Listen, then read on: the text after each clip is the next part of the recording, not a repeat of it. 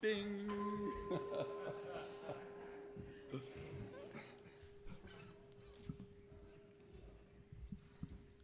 Good morning, everybody. So I'd like to welcome anybody new today, and if you're interested in knowing more about our center, we have information packets in the back. And also, we have wonderful greeters and ushers and others who are in service that would love to take you on a tour of our grounds, our beautiful grounds.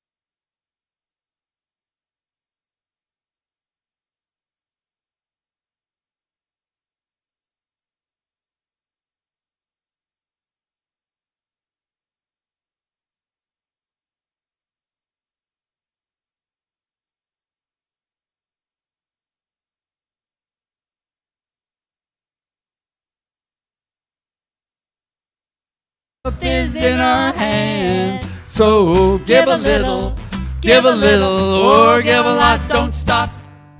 A helping hand makes the world go round, there's more than enough. Ooh, I believe in the power of kindness.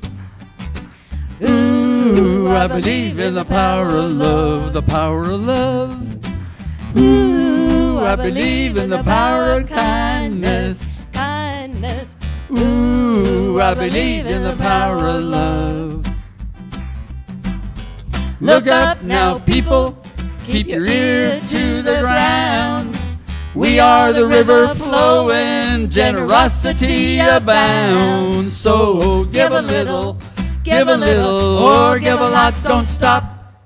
A helping hand makes the world go round, there's more than enough.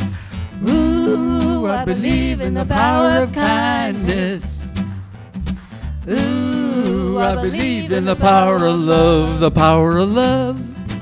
Ooh, I believe in the power of kindness. Ooh, I believe in the power of love. Honeybee serves sweetness only to help the world bloom. Bringing love to the flower, from the flower to the fruit, we could learn a thing or two. So give a little, or give a lot, don't stop. A helping hand makes the world go round, there's more than enough. Ooh, I believe in the power of kindness. Ooh, I believe in the power of love. Ooh, I believe in the power of kindness. Ooh, I believe in the power of love.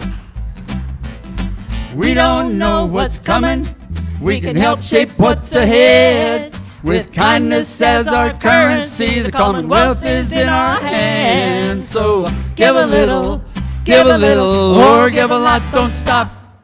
A helping hand makes the world go round, there's more than enough. Ooh, whoa, ooh, la la la la la, power of love. Ooh, la la la, kindness. Ooh, the power of love.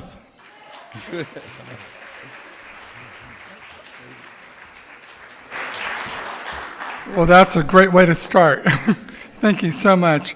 So while the 360 band is still up here, we're going to do our monthly happy birthday song for everybody who's got a birthday in February. If you want to stand up or raise your hand, feel free to do so. We're going to sing happy birthday. February birthdays. February.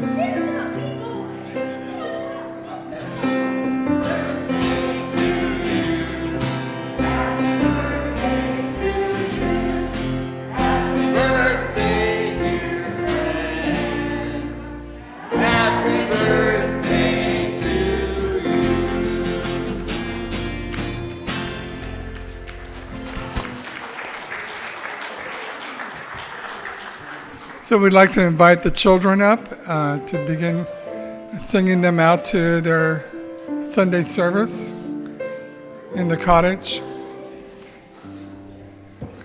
even on a wet day. And while that's happening, you can turn around and wave to the camera. We have people that zoom in on Facebook Live, YouTube Live. So we just wave to everybody and know that you're out there in the world now.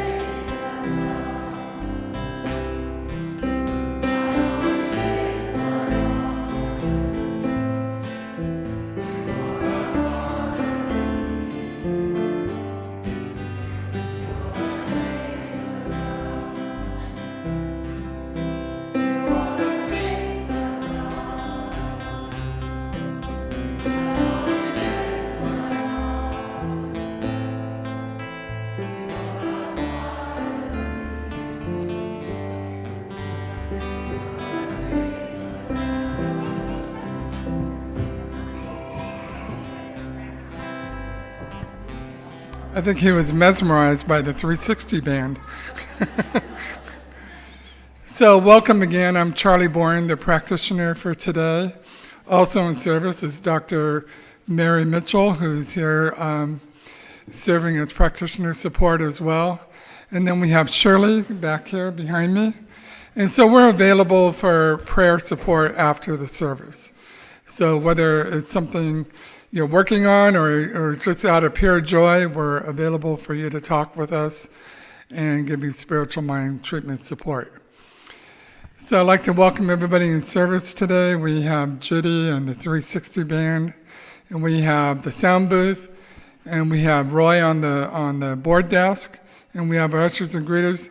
And always we have the kitchen cookies, in the kitchen afterwards who will be available. They have a nice spread today, so after service you can go with community and visit with others, get to know somebody new that you haven't met before. It's a wonderful way to build community, so please take advantage of that. So I'm going to do a few announcements, but it's an exciting day because we have a wonderful guest speaker today, Dr. James Golden, who Sue will introduce more formally a little bit later.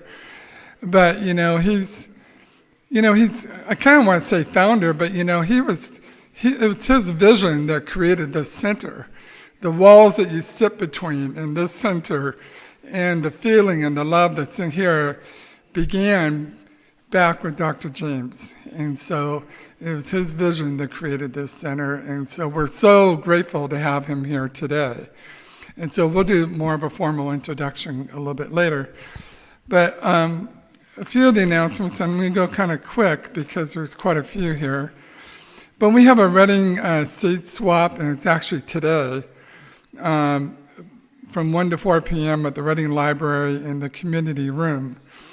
So you can join with others to do a seat swap. There's also other information at this. And we just heard about this the other day, so we just want to make sure you're aware of it. So it's not in your program, but most of the announcements are in your program, or they're online. You can go online and take a look at things. So we are seeking new board members. We have several openings. So if you're interested and you've had some of the classes to be qualified to be on the board, and you have a strong interest in being on the board, it's really an act of love and an act of service to help for the financial integrity of the center and also other key decisions in terms of policy and going forward. So it's a wonderful way to serve. And if you're interested, you can talk to Roy in the back. We have applications, and you can go ahead and fill that out. We have the used book sale, as you probably noticed when you walk in. So it's our recirculation time of books. So the energy and the knowledge that maybe you've received through a book, you can pass on to somebody else. And I know we've bought the same book several times, but it's really kind of fun to just see what shows up, and what your heart is drawn to in terms of someone else's loved treasure in terms of a book. So that goes on through Sunday, February 18th. Dr. James has a class that he's going to be offering starting tomorrow night, Monday night. It's on Zoom only, and it's called Walking Each Other Home. And I love that title. So it's February 5th through the 26th, and it's like I said, it's on Zoom only. And so it's about the spiritual understanding that really makes a difference in the real world, where we see so much division, lack of respect, bitterness, and hatred between people. The answer is yes, but it is a journey of self-transformation that allows us to embody the truth that sets us free and thereby opens the opportunity for us to be of service to others and to the world. So I wanted to read that the way it's written because each word is so important. And so you can read about it in your program. You can check with Roy in the back. There's opportunity to still sign up for this Zoom-only class. I know I signed up and I'm excited about taking it, and so hope to see everybody on the screen. Wouldn't it be wonderful if we have 50 people show up on Zoom? So we have a bead therapy session coming up with Christy Carr. That's Saturday, February 10th from 1 to 4. The New Moon Circle with Lori Buckman is Saturday, February 10th, 6:30 to 8:30 p.m. So it's a maximum of 15 female attendees. And so you can read about that in your program as well.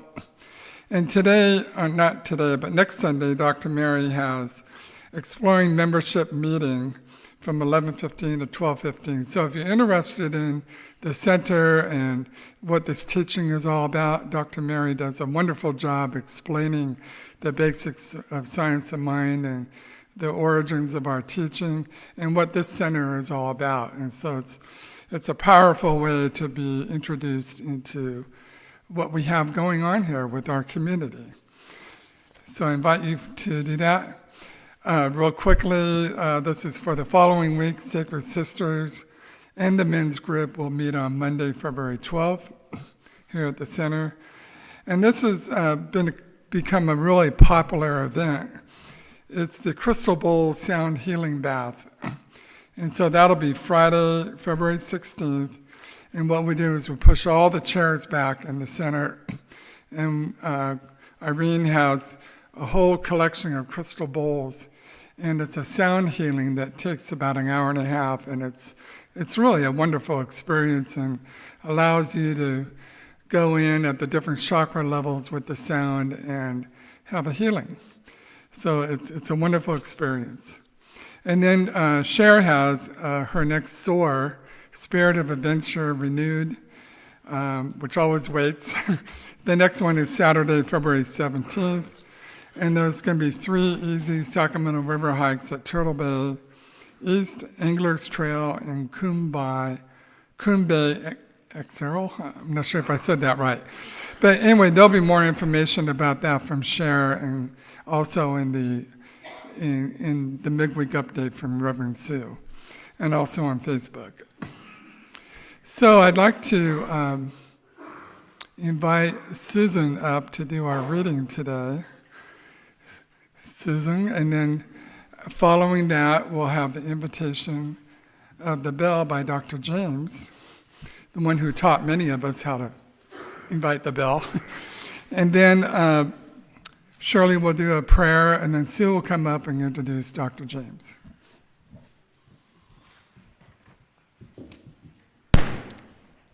Good morning. The power of love. That's not the title of the reading, but that is just such a powerful way to begin the morning. I'm really grateful to join you all. The reading this morning, Larry Robinson sent this poem by Naomi Newman to Roy Wolfstead this week, and that's how it came to us, worth sharing. The title of the poem is Repair of the World. In the beginning, before there were any beginnings or endings, there was no place that was not already God. We call this unimaginable openness Ein Sof, being without end, world without end, Ein Sof. Then came the urge to give life to our world and us. But there was no place that was not already God. So Ein Sof breathed in to make room, like a father steps back so his child will walk to him. We call this withdrawing Tzimtzum. In the emptiness, Ein Sof set vessels and began to fill them with divine light, like a mother places bowls in which to pour her delicious soup. We call these bowls Kalim. As the light poured forth, a perfect world was being created. Think of it, a world without greed and cruelty and violence. But then something happened. The Kalim shattered. No one knows why. Perhaps the bowls were too frail. Perhaps the light too intense. Perhaps Ein Sof was learning. After all, no one makes perfect the first time. With the shattering of the bowls, the divine sparks flew everywhere, some rushing back to Ein Sof, some falling, trapped in the broken shards to become our world and us. Though this is hard to believe, the perfect world is all around us, but broken into jagged pieces, like a puzzle thrown to the floor, the picture lost, each piece without meaning, until someone puts them back together again. We are that someone. There is no one else. We are the ones who can find the broken pieces, remember how they fit together, and rejoin them. And we call this repair of the world Tikkun Olam. In every moment, with every act, we can heal our world and us. We are holy sparks, dulled by separation. But when we meet and talk and eat and make love, when we work and play and disagree, with holiness in our eyes, seeing Ein Sof everywhere, our brokenness will end. Then our bowls will be strong enough to hold the light, and our light gentle enough to fill the bowls. As we repair the world together, we will learn there is no place that is not God.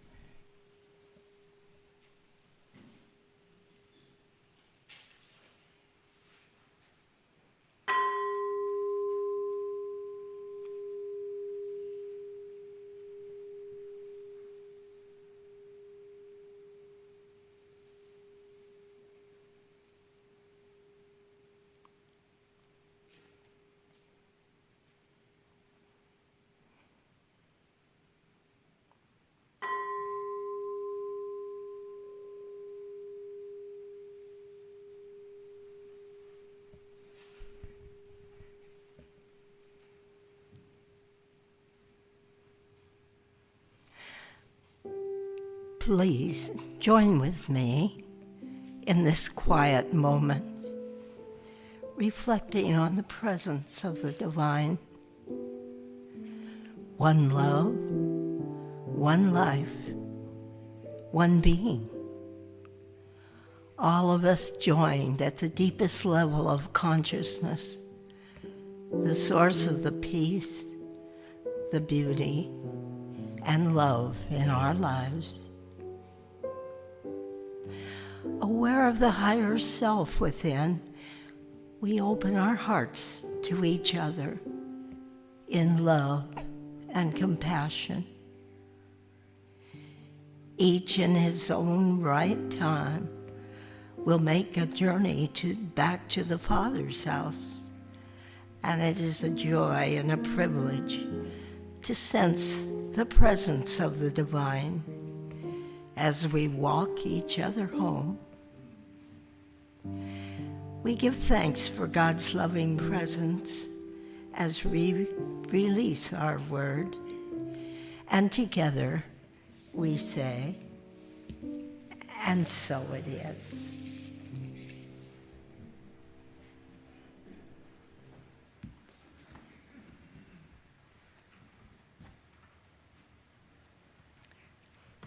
Got distracted. I couldn't find her cane. Thank you.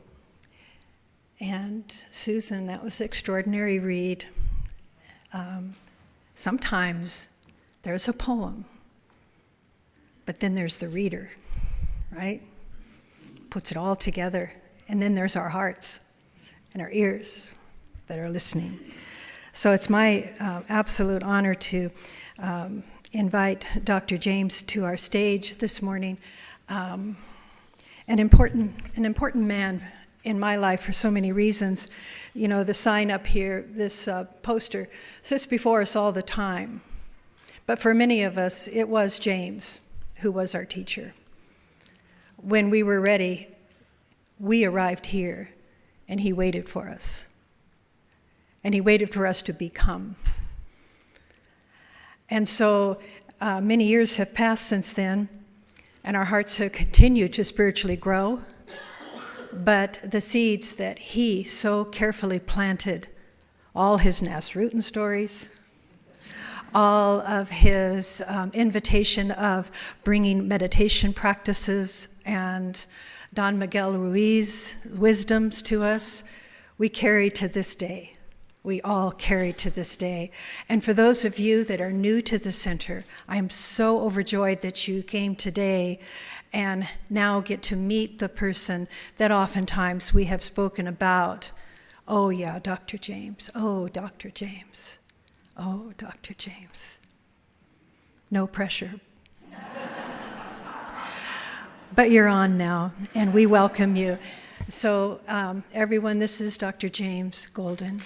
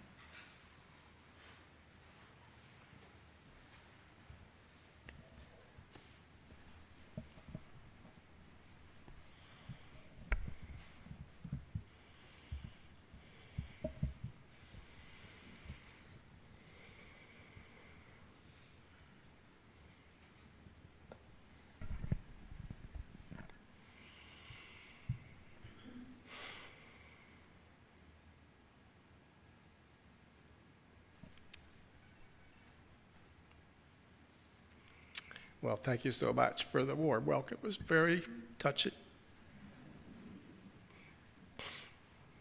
And maybe that's the whole teaching, right? You know, we all have so much to give. But we all need so much, but each of us has from each other.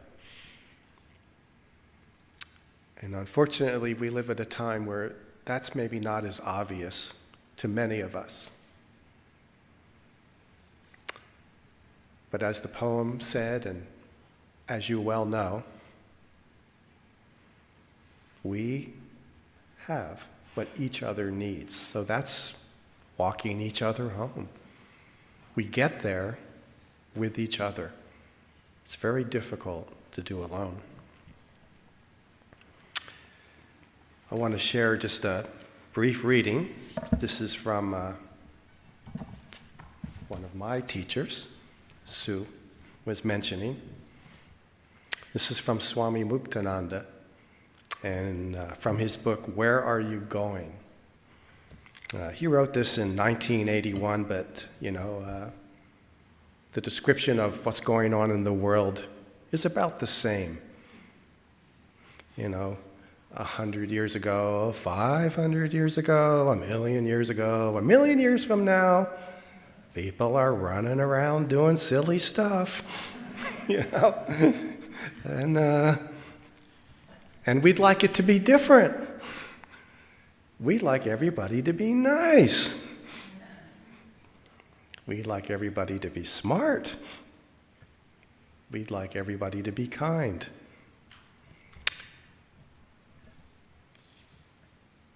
Well, you may not like what I'm going to say next. However, that's not really the point. It would be nice. It would be nice if we all were nice. It would be nice if there was no war. I vote for that. It would be nice if everybody had enough to eat. It would be nice if all beings truly said namaste to each other with great respect and great love. However, that's not really the point.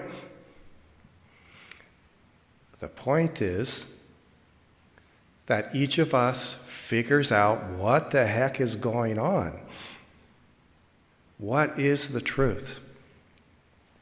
And as wonderful as it would be if everybody were to get along and be kind and respectful, a very worthy goal, worthy of, for each of us to contribute to that. Don't get me wrong.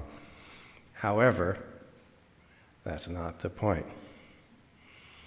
The point is, do we discover what is true? What is God? What is the nature of God? Because the good news, and equally the really bad news, is that God is what is. Mr. Donald Trump is a form that God has taken.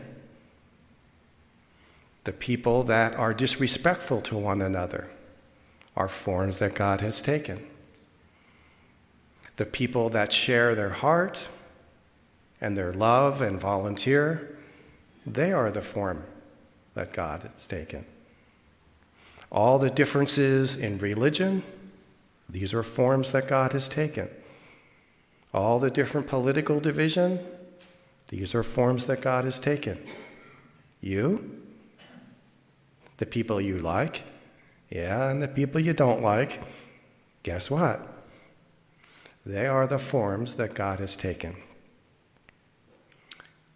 And I was just mentioning Swami Muktananda. He had a thing he liked to say. You're not getting out of here till you love everybody. Take your time. Come back as many times as you want.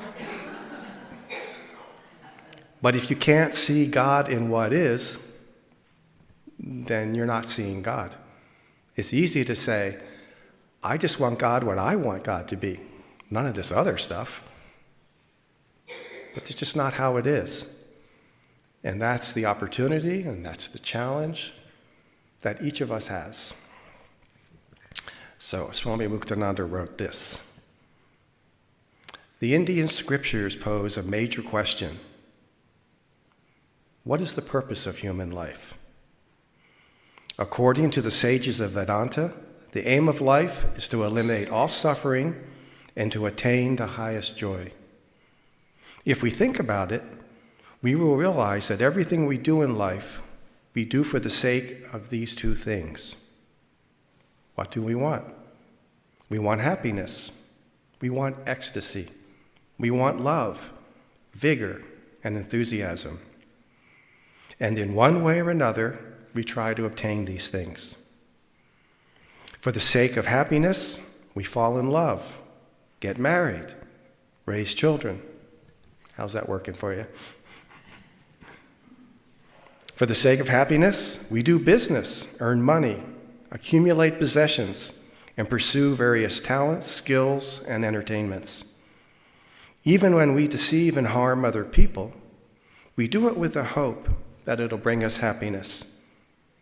But if we were to truly examine ourselves, then we would discover that the happiness we are looking for can only be found within us. Why is it so difficult to turn within? We want happiness, yet we continually practice the yoga of pain. We sow the seeds of suffering, and then we wonder when the fruit of happiness is going to blossom.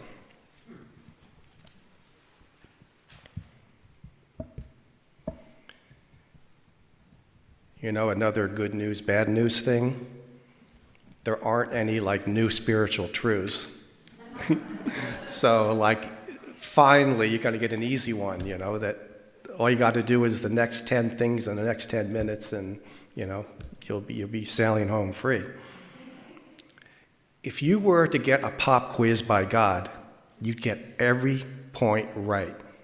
Every one of you. There's nobody in this room that doesn't know the spiritual truth of the universe.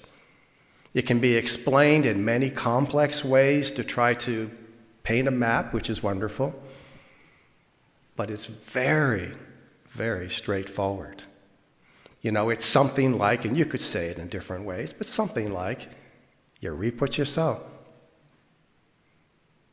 Okay, that's it. Carry on. Go forth. Be happy. Be free. So, it's kind of like children. Probably most of you either have had children, or you have grandchildren, or you are around children. And what's it like for a child to learn how to walk? They obviously don't start off very skillful at it. And I'm sure just take your mind back, like you see an infant. And the infant at first can't even roll over. If you lay them down on their back, that's it. They're on their back. You lay them on their stomach, they're on their stomach, until somebody moves them. It takes a while to figure out, even just to roll over, even just to have their head muscles be strong enough. It takes a while. And then somewhat later, they figure out they can crawl around. And you've seen kids crawl around, they go about 100 miles an hour sometimes. Boom! And that's pretty cool. Like, whoa, sports car crawling around. And then at some point they figure out, what about standing up on two legs? This is where it gets tough. How many children have never fallen as they try to learn how to walk and get their balance? Or even just stand up? How many times have they fallen? Did any of them get a cut or a bruise? It's not easy, this standing up stuff. You make it look easy, all these adults, but how do they do that? And that's what we say to the great saints, right? How do they do that? They make it look so easy. Where did they learn that stuff? All the great saints went to the same school, the school of hard knocks, the school of falling down, and the school of getting up, and the school of figuring it out. And that's kind of what's going on around here as far as I'm concerned. We're all like little infants that don't know how to stand up and don't know how to walk until we figure it out. And that's why the world looks like the world. Some people are running marathons. Now they can stand up, they can run, and they can run fast, and they can run for a long time. How wonderful. Some other person they're on their back. I can't roll over, help me, roll me over. And that's all of us. We're all at a different point on this journey. There's a quote from the Upanishads, an Eastern teaching. Very simple, and it probably says the truth as well as 10,000 other ways that it's said, but this is the one I picked for today. One's own thought is one's world. What a person thinks is what he becomes. Bet you never heard any of this. It's new information, right? One's own thought is one's world. What a person thinks is what he becomes. That is the eternal mystery. It's a pretty profound understanding, but you already know this. So why is it so difficult? If we know this, if we already know this, and we know this 10 ways from Sunday, we know this from reading millions of books, countless hours of people saying these words. In fact, we try to tell all our friends about it so they can figure it out. Why is this so difficult to practice? And sometimes a story can help. So I think Sue mentioned our buddy Nasruddin.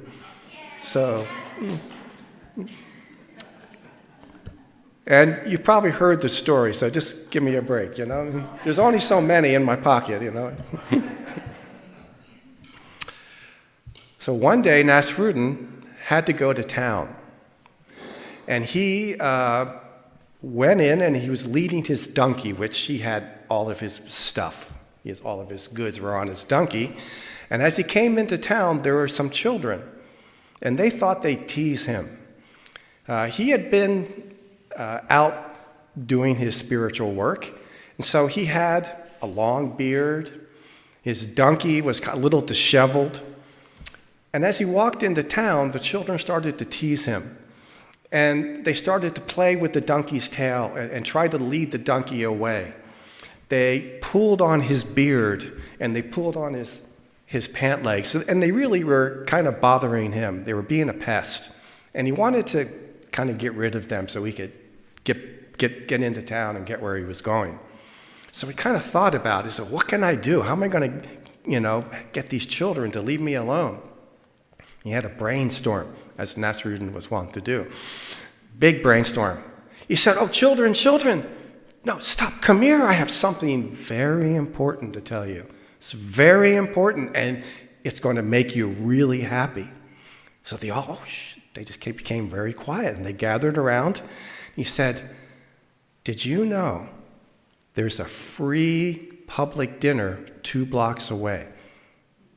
They have all the ice cream you can eat. They have 10 kinds of cookies, as many as you want. They have every delicacy, everything you'd ever want, and it's free. 2 blocks that way.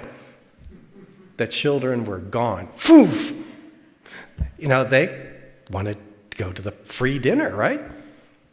So Nasruddin was feeling pretty proud of himself. He got the kids to go away, and someone was over there, had watched the whole thing, and they began to approach Nasruddin, but all of a sudden, he started getting his donkey and started heading after the children. And the person who was watching said, Nasruddin, I saw what happened. You had children pestering you, and you told them about the public dinner, and they ran away. Now you're starting to follow them. In fact, you're starting to run. What's the problem? What's the deal? He said, but what if they get everything before I get there? There'll be nothing left for me. The mind. The mind. And if you think about it, this is what's going on day in and day out. We are making stuff up in our mind like you wouldn't or could or do believe, who knows? It's virtually unbelievable. Or maybe we wish it was unbelievable, but too often we're like Nasruddin. We believe what we tell ourselves in our own mind and act like it's true. All human difficulties are from that very thing. All of them. Every single one. What's the answer? Knock it off. Stop doing that. There is no public dinner. You're not going to miss anything. I mean, think about it. In our world today, Sue was mentioning, boy, we built this church in, do you remember when? 80s? Late 80s? 89? Yeah. So it's been a while. And in that time, the world has changed quite a bit. Now it's easier for people not only to think stuff in their mind, but to broadcast it. I mean, to put it out. It's not only in our mind, it's all over. It's anybody can put their thoughts out literally to the whole world. Now, why other people are reading that, I don't really know, but I guess we think we're going to learn something.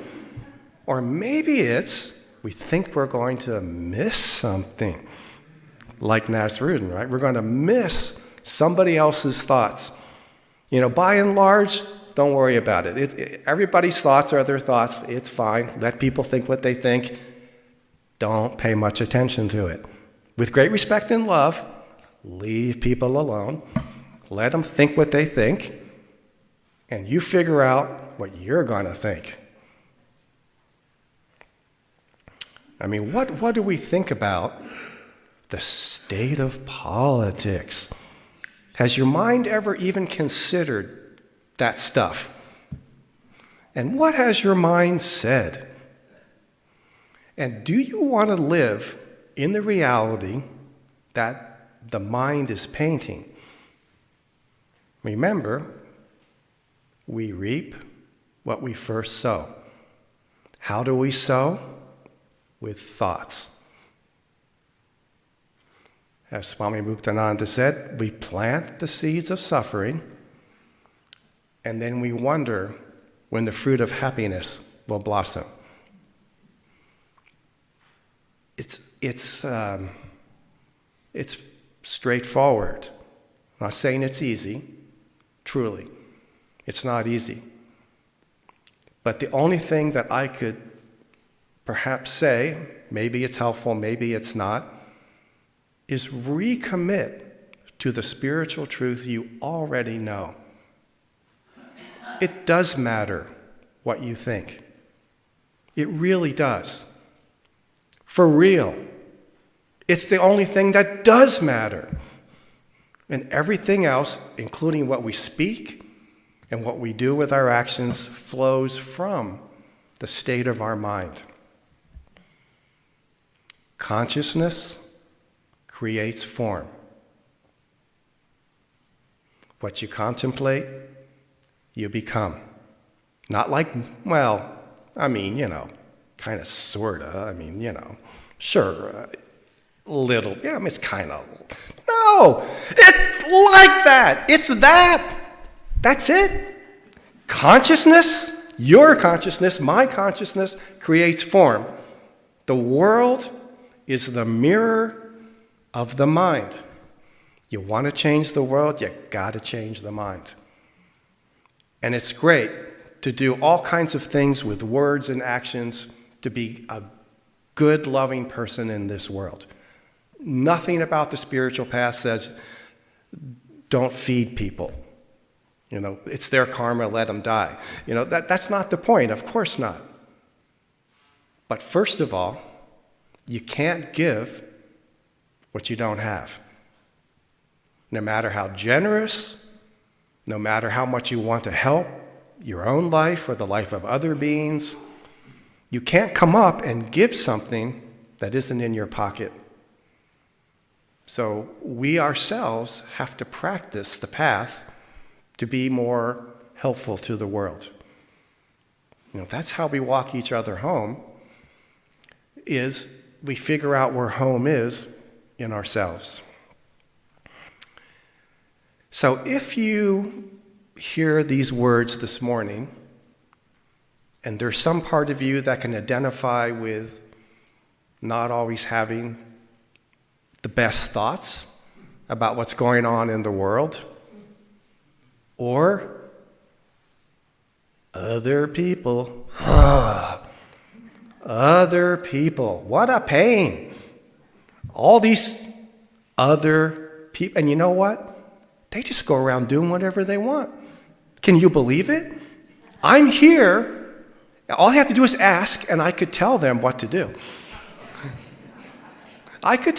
Just ask. I'll tell you.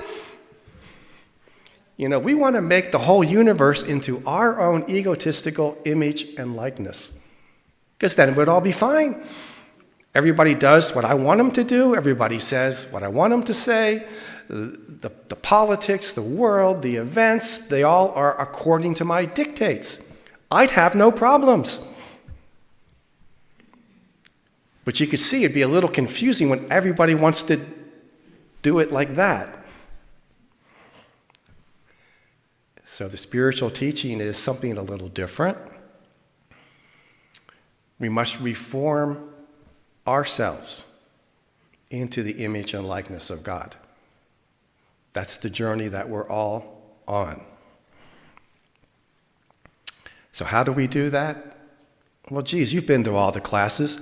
I could have any one of you come up and teach the next part. You know how. So it's quite straightforward. Use the tools and the wisdom and the teachings you've already gained.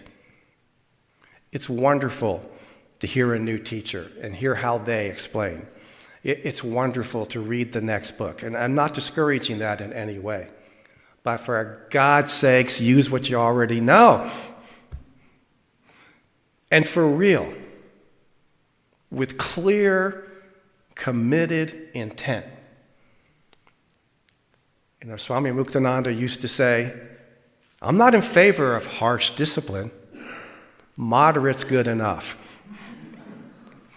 But for some of us, we're not trying with as much intention or effort to rein in the mind. It's important. It's important to do some spiritual practice and to discipline in a moderate, gentle way and learn how to walk without falling down. It's completely possible. And if we keep on falling down and falling into each other and stumbling over each other, we can do better. We can do better than that. We can learn to stand straight in our integrity, in our dharma, in our following of our spiritual values. Pet peeve of mine. I think many saints would agree. You're not allowed to gossip. Period. Never, ever. Because what's the intent? Thich Nhat Hanh would say, do not speak of that of which you personally are not certain.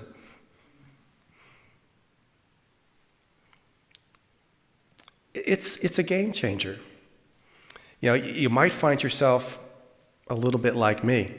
You just don't have much to say anymore.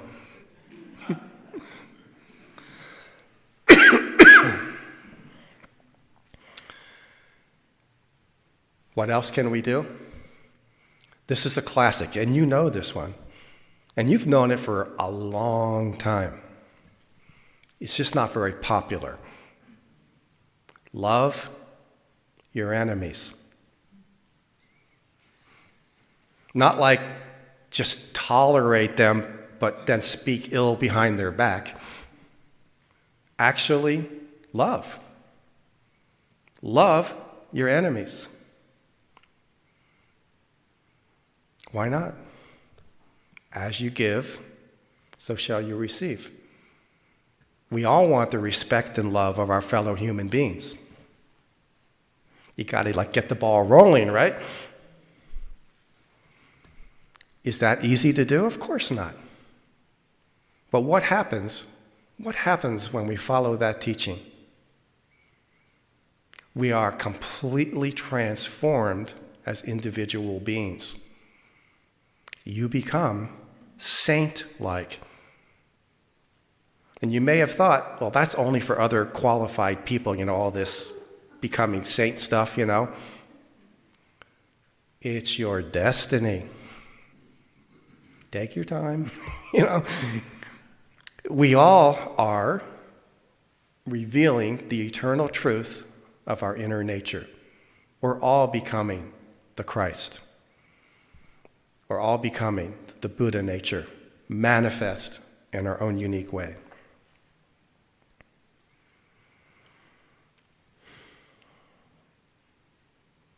Well, that's probably about enough.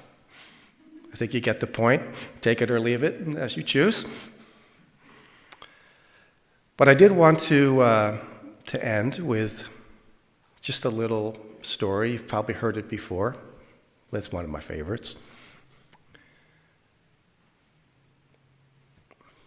And I hope, geez, I haven't even told it yet. Come on. I hope it means something to your heart and to your journey. So one of my spiritual teachers, Swami Chidvilasananda, meditation teacher, was teaching a week-long meditation retreat. And there were probably 1,000 people, in a large ashram, all attending. And it was fantastic. It was just a wonderful experience, wonderful learning, wonderful teachings, beautiful spiritual community. And things were coming to an end. And on a Sunday afternoon, everybody's going to go home and hopefully implement what they've learned. So she was sitting up front in a chair, as how she often teaches, and she got up to, she was done. It was the end of the day, and the MC was coming out to, do like announcements, right? The upcoming classes, the stuff you do at the end. And she had walked about halfway off the stage, and she turned around. And the MC, being a wise being, just went and sat down. So she just stood in front of this large group of people, and she just stood there. And as she stood there, she just did what somebody with a really deep consciousness can do. She saw the true self of all of us.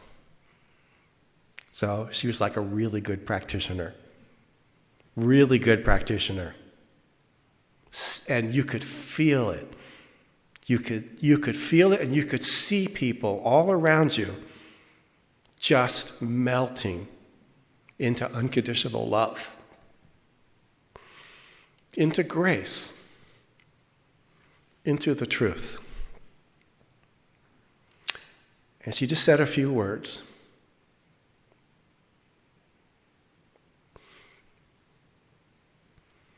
You've come so very far.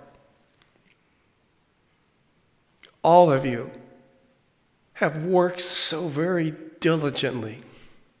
You've come so far. Don't falter now. You're this close. You're this close. Don't falter now. It's true. It's true for each of us. We are that. Thank you.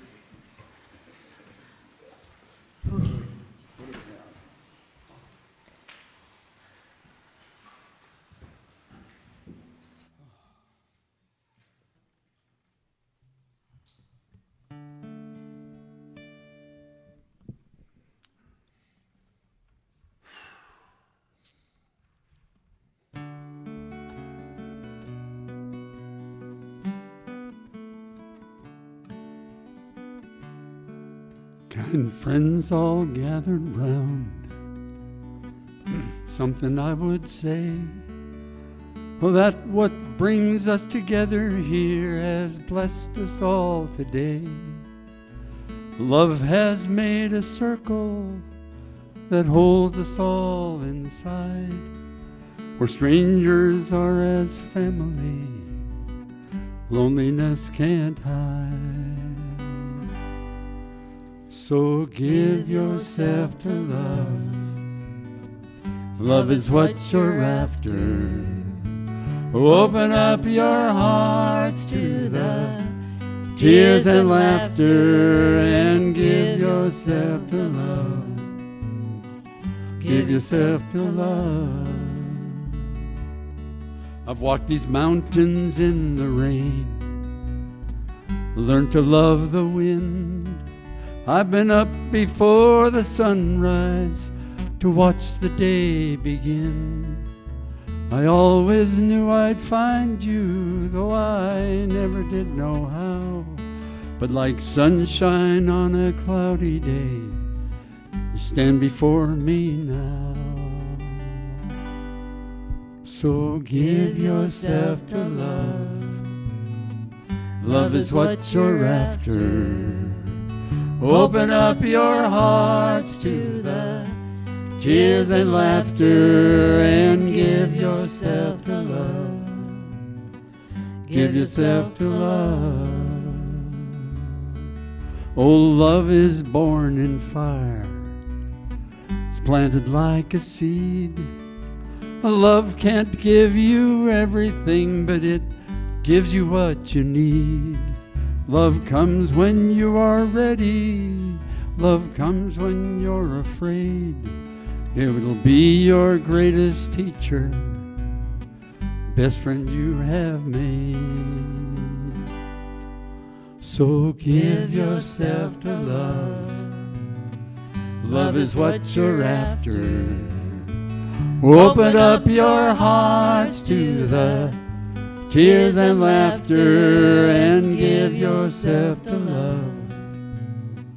Give yourself to love. Yes, give yourself to love. Give yourself to love.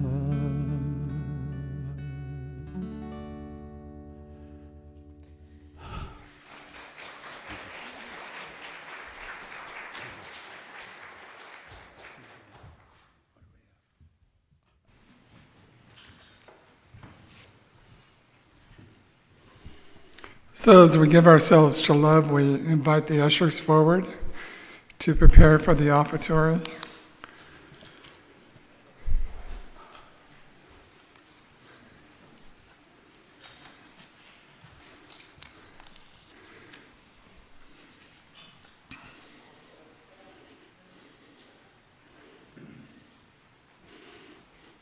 So as we think about our community here at this center, whether you're here in person or you're online, it's a community for support, supporting the path, supporting the efforts of each individual, as Dr. James pointed out, in terms of practicing love and knowing that.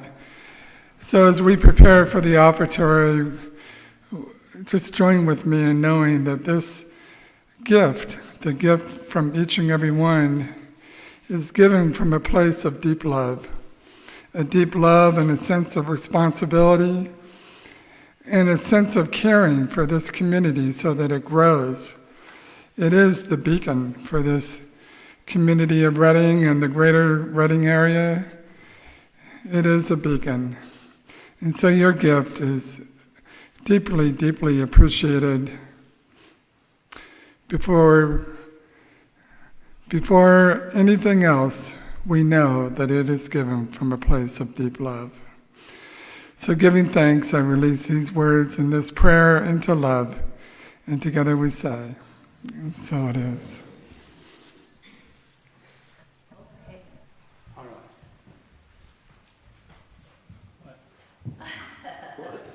Our offertory song. A traditional offertory song, yeah?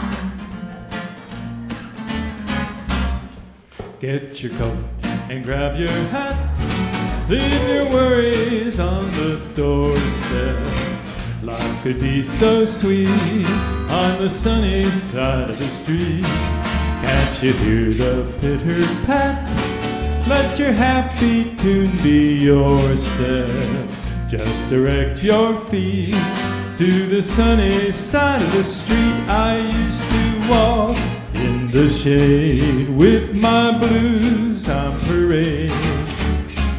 I'm not afraid, this rover's crossed over, so if I never made a cent, I'd be rich as Rockefeller, with gold dust at my feet on the sunny side of the street.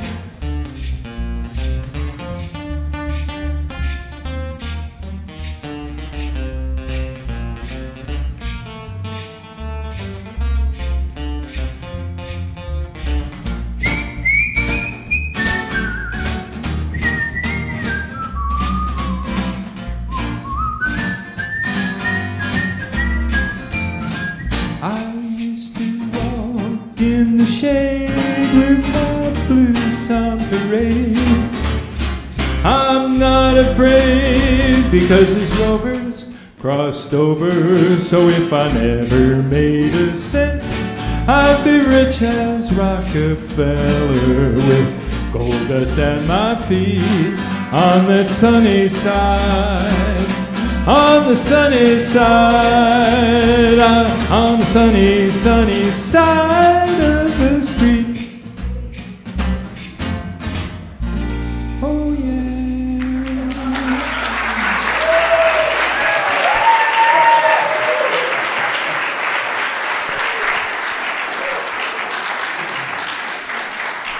You know, I have to say, I'm always amazed by the songs that the 360 band comes up with on any time that they're playing. They always seem to pick the right words and the right songs for the talk.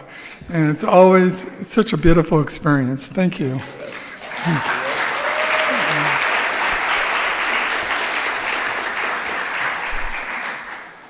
So we give thanks for this offering, for the blessed donations received, knowing that they are put to use from a place of deep love and the heart of those who care for these funds within the center, knowing that in the law of circulation, it comes back to you many, many different ways, many, many different expressions. And so, with a deep sense of gratitude, we give thanks, and together we say, and so it is.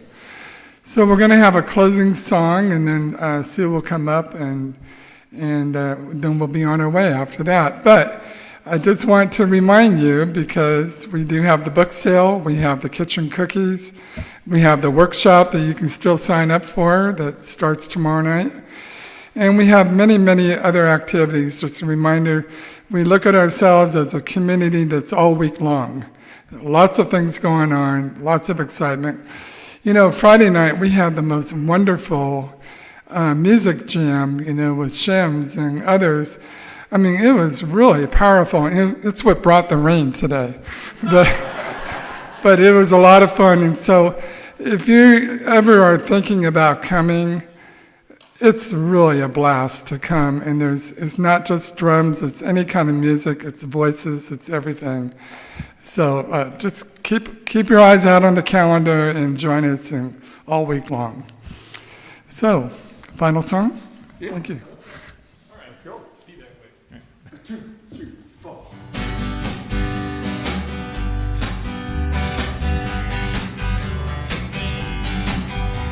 Oh, think of your fellow men, lend them a helping hand.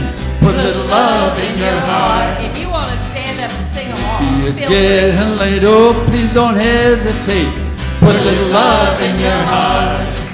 And the world will be a better place. And the world will be a better place for you and me. You just wait and see. Oh, another day goes by and feel the tears and cry. Put a little love in your heart. you want the world to know. We won't let hatred grow. Put a little love in your heart, and the world will be a better place. And the world will be a better place for you and me. You just wait and see. Oh, put a little love in your heart. Yes, put a little love in your heart. Put a little love in your heart. Put a little love in your heart. Now take a good look around, and if you're feeling down, put a little love in your heart. Oh, I know when you decide kindness will be your guide. Put a little love in your heart, and the world will be a better place. And the world will be a better place for you and me. You just wait and see. Oh, put a little love in your heart, everybody now. Put a little love in your heart. Oh yeah. Put a little love in your heart all around. Put a little love in your heart. Just put a little love in your heart. Put a little love in your heart.